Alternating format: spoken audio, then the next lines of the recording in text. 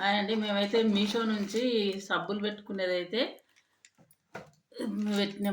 Order పెట్టినాము. వచ్చింది.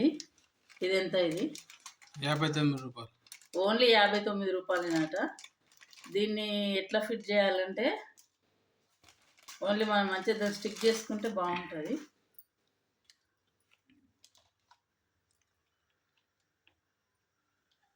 చూడ్డానికి అయితే మంచిగా ఫ్లవర్స్ బాగున్నాయి.